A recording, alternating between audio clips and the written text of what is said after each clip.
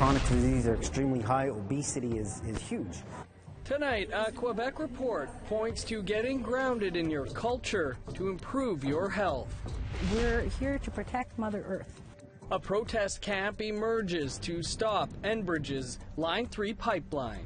I guess you could say I work with babies before they're even born. And music therapy for healing the body and mind.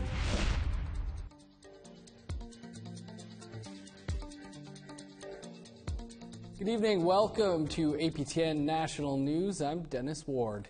A new health and social services study by and for First Nations in Quebec has been released. It paints a picture with many challenges, but also encouraging signs that perhaps point to solutions. Tom Fenario has the story. What is the true state of health in our own communities? What are we faced with that we need to then address? These are some of the questions that Derek Montour hopes the Quebec First Nations Regional Health Survey addresses. The study is the third since 2002, and more than 3,000 respondents from 21 First Nations in Quebec participated. But some of the data gathered paints a bleak picture. Chronic diseases are extremely high. Obesity is huge. We see almost 80% of adults are either overweight or obese. While the prevalence of other health issues has remained stable, since 2002 obesity rates have grown. Particularly alarming is that about half of women, children, and folks in remote areas are obese.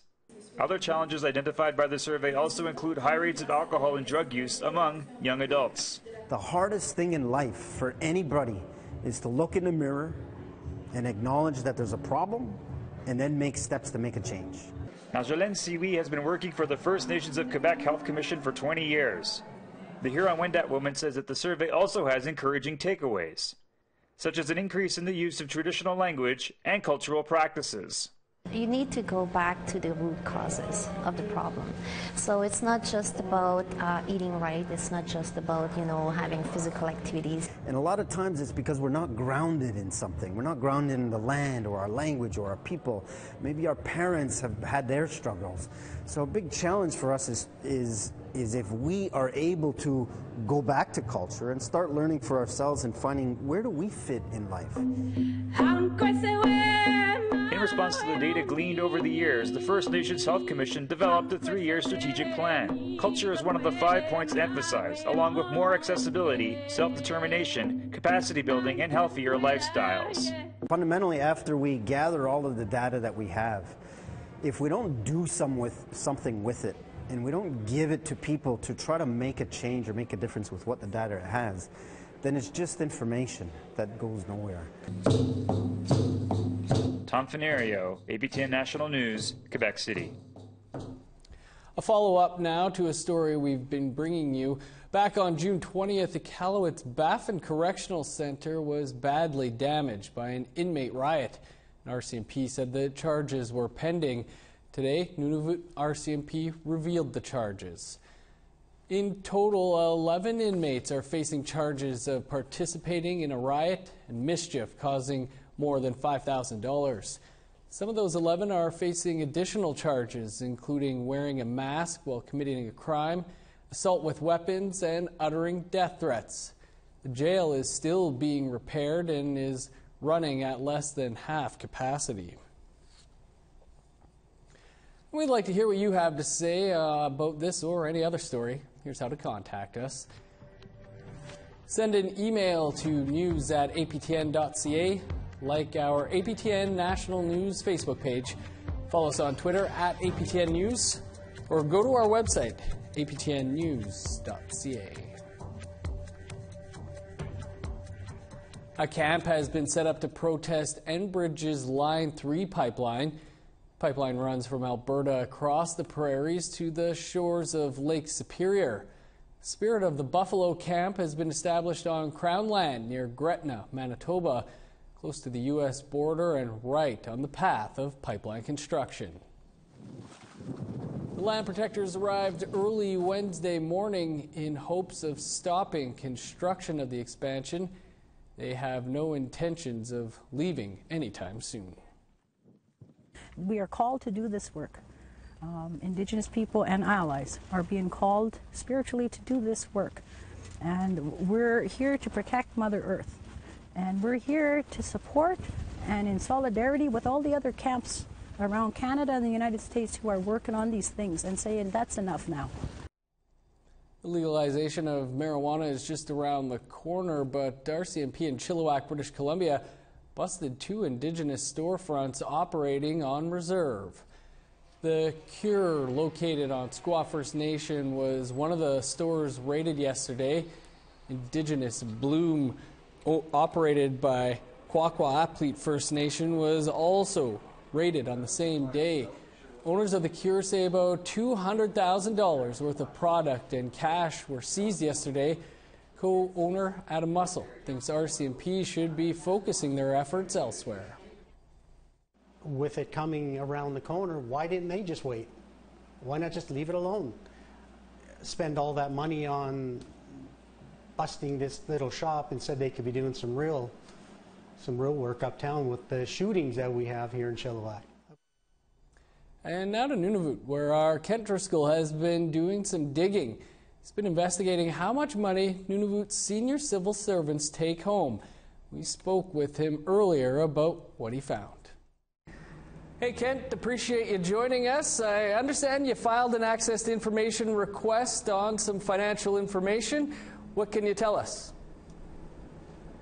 What I did do, Dennis, I filed an access to information request to find out how much Nunavut senior managers make in bonuses every year on top of their regular pay, and the result was eye-opening. Since 2013, that's the last time that these numbers were released, Nunavut has paid senior managers $5.8 million in bonuses. Now, that's up 157% in the 5 years between 2013 and today. Pretty staggering amount. How do they determine how much of a bonus someone receives? Well, that's a little harder to figure out. You see, these bonuses are supposed to be for merit. Do a good job, get some extra pay. Now, it seems when you look at the documents, almost every senior manager has received a bonus for every year from 2013 to today. Now, they all can't be doing a great job, especially when you check in with the Auditor General of Canada. You see, here in a territory, the Auditor General of Canada audits a department every year to sort of see how well the departments are running. And uniformly, every year, the Auditor General finds significant failings with the government in Nunavut. Yet, I was able to match up Auditor General reports on departments with that department head receiving a large bonus despite what the AG had reported. So what has the government to say about this? Well, they haven't had much to say about this after giving us the information.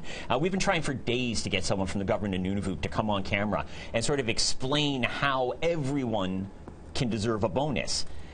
We've been told there's nobody available because most senior managers right now are on vacation or duty travel. I think it's probably a good time to point out that these bonuses are paid out late June, early July. So it's really hard to get a hold of a deputy minister these days. And in 2013, the last time these bonuses were reported on, then Premier Taptuna promised to post the salary figures and the bonuses up on the website for the government of Nunavut. That never happened. All they have up there is an explanation of how the formula they use to determine the bonuses, not the names or the numbers. So we're talking more than $5 million here, but just how big are the individual bonuses? Well, some individual bonuses went up as high as $30,000 a year. Now, that you can receive your bonus, and then there's a second bonus that can be up to 3% of your total pay. If you're a lower-level senior manager, you're allowed to earn just 7% of your total salary as an added-on bonus. If you're a deputy minister, you can get more than 10% of your base salary as an additional bonus. And so, Kent, if people want to read the entire story or find out how much each individual Nunavut senior civil servant brought home in bonuses, is that now available? Yes, we took everything we received from the government of Nunavut and we put it up on our website, aptnnews.ca. And if I was working in a government of Nunavut office today, I would be real curious as to how much extra my boss was taking home. So, aptnnews.ca and check it out for yourselves. Interesting stuff. Kent, appreciate you digging into it for us. Koyanamik, Dennis. New incidents of random violence in Thunder Bay. Details on that coming up after the break.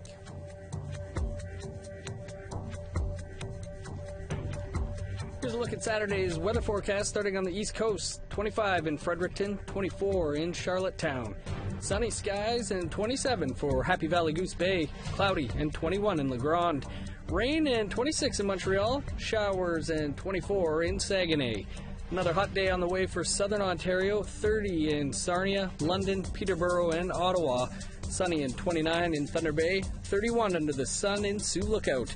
Rain across much of northern Manitoba. 26 in the Paw and Norway House. Extremely hot day in the south. 36 in Gimli Harbour. 33 in Winnipeg. Sunny skies across much of Saskatchewan. 30 in Estevan. 26 in Regina. 15 on Saturday in Buffalo Narrows and Stony Rapids, where rain is on the way.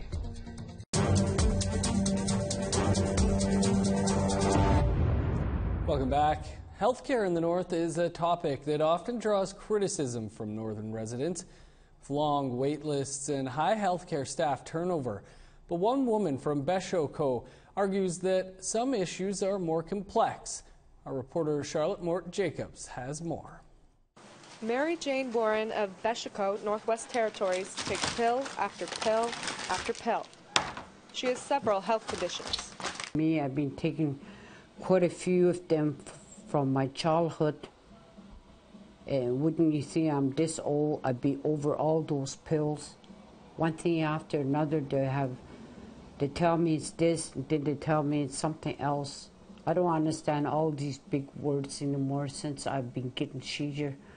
Some of the medications she can't even pronounce.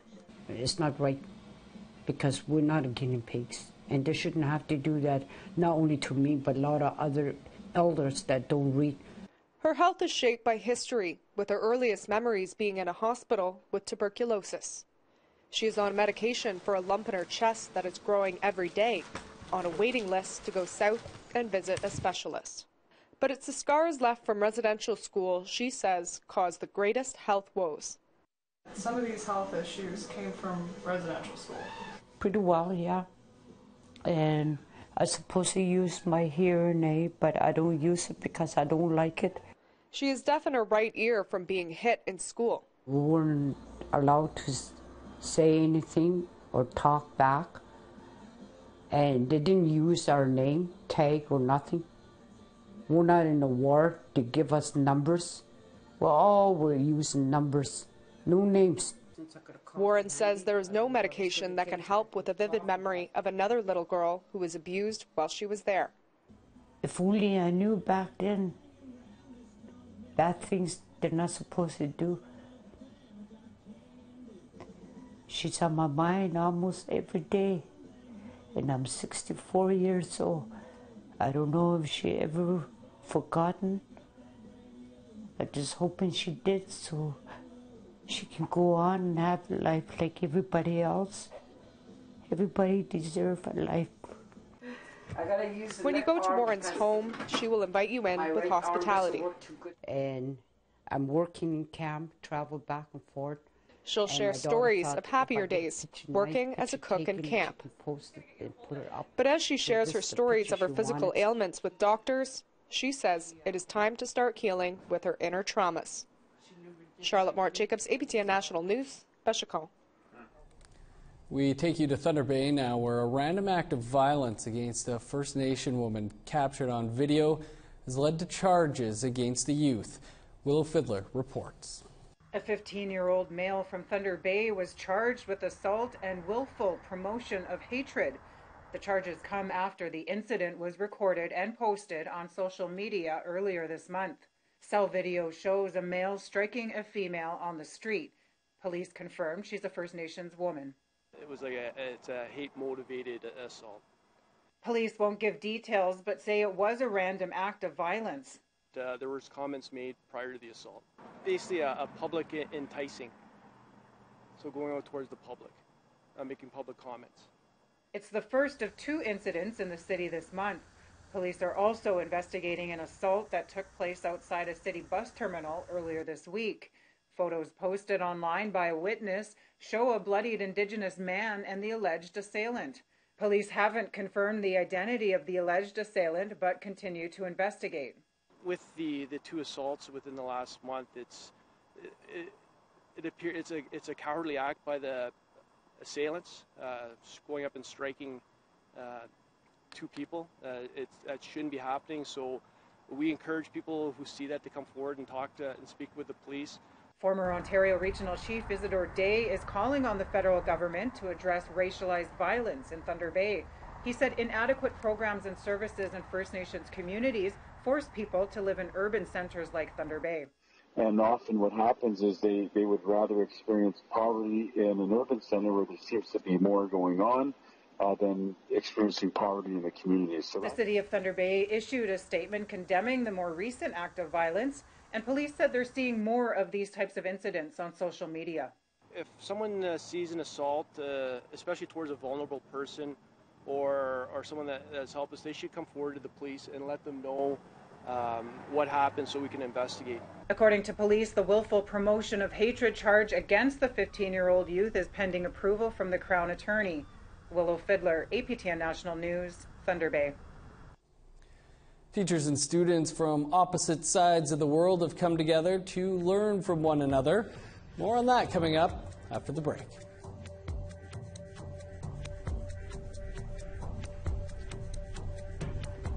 Here's the rest of Saturday's weather outlook. Picking back up in northern Alberta, 15 in High Level, 16 in Fort McMurray, sunny and 19 in Edmonton, Red Deer, and Calgary. Sunny across much of BC, 30 in Campbell River, 29 in Penticton and Bella Coola, 25 in Smithers, 24 in Prince George. In the Yukon, 21 in Dawson City and Watson Lake. Over to NWT. A rainy day in Yellowknife with a high of 11, 21 under the sun in Norman Wells, 21 as well in Inuvik and Fort McPherson. In Nunavut, 15 in Whale Cove, Baker Lake, and Chesterfield, 11 in Joe Haven and Talioke on Saturday, plus 2 in Resolute.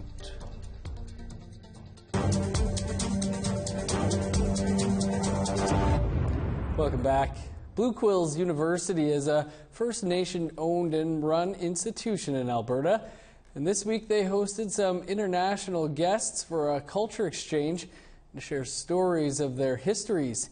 APTN's Chris Stewart visited the university. 26 members of the Maori people from New Zealand are visiting Blue Quills University. Their school raised the money with fundraisers to come to Canada.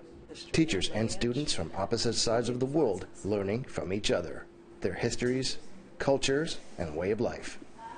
Palma Quinney teaches at the university. She led a group on a tour of the school, which used to be a residential school. Yeah, that's me right here. Quinney attended school here for 4 years in the 1960s. While she says she was not physically abused herself, she had many school friends who were. This is the places where the kids were getting abused. This is exactly the places where they bring them. This is where they were getting traumatized, sexual abused here. I still remember everything here. I could recall all the stuff that happened to children that were here in the early years when I was here. Rena Marie Parata Takura says it's a perfect opportunity for adults and youth alike to share their stories. She told the group tour that New Zealand had their own version of the residential schools, also operated by the church. The remaining schools are now run by the Indigenous peoples of New Zealand. She says her people are taking advantage of every opportunity to learn. And for majority, it's the first time outside of New Zealand, outside of their own backyard. So for them to have the experience of meeting with other people from the other side of the world and, like me, identifying some of those parallel stories, realising we're not alone in the world with our challenges and the things that our aspirations are very similar. Haley Salopri is from nearby Saddle Neck Cree Nation. She is thankful for the opportunity to meet new friends. It's just a very nice way to, just something very nice to learn about, something different from what we do here and learn and talk and do. It's very wonderful. In this teepee, the youth exchange traditional stories.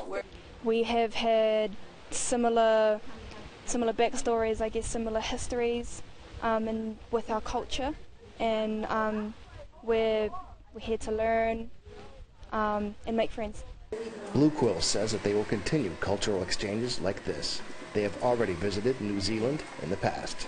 For Paul McQueen, she finds that taking a place like this former residential school and turning it into a place of learning and friendship is a perfect fit. I'm so overwhelmed by that. I like the teaching. I like to learn, and I like to listen to the students, and to have this place turn into a university. Something good came out of it. That's what I learned. Chris Stewart, APTN National News, Blue Quills University, Alberta. A program called Music Heals is helping young mothers and their children use music as therapy. As Tina House explains, a generous donation from fellow musicians will help expand the program. Away, away, away, away. Carol Wiedemann leads the music therapy program here at Chilliwack. Participants can come play instruments and learn how music can be therapeutic. I am really part of a community music therapy model where it's really about being part of the community. They offer music therapy to patients in children's hospitals, palliative care, HIV and AIDS programs, for youth at risk, and for people in rehabilitation programs. So we have a lot of families, young families. I guess you could say I work with babies before they're even born, because they're listening in utero to the time that they're toddlers and running around and playing in this space. Music Heals was started in 2012 by a group of musicians, and it's currently offered across BC. But organizers want to expand the program across Canada. Jordan Melville is the president and ringmaster of the Skookum Music Festival. It takes place from September the 7th to 9th and is expected to bring in thousands to watch top musical acts in Stanley Park. They have formed a new partnership with Music Heals. We're going to be starting to fill this coffer full of money, and right now we're distributing it mostly to Music Heals and to Ocean Wise and to other outreach programs that we can find in the local community. And they are offering a portion of festival ticket sales to help the program grow. But we're really focused on keeping the money that we can raise through a music festival, helping the local people that could also be participants in the festival one day, are being helped by the money that it raises today. It means that I'm here one day a week right now. And it means we can, depending on how much it is, we can maybe do a special project with the families, or maybe buy some much needed equipment, or maybe give me some more hours to be here with the families. Tina House, APTN National News, Vancouver. Cute. That's your APTN National News for this Friday. For news anytime, visit our website, aptnnews.ca. APTN Investigates is up next. I'm Dennis Ward. Have a great weekend.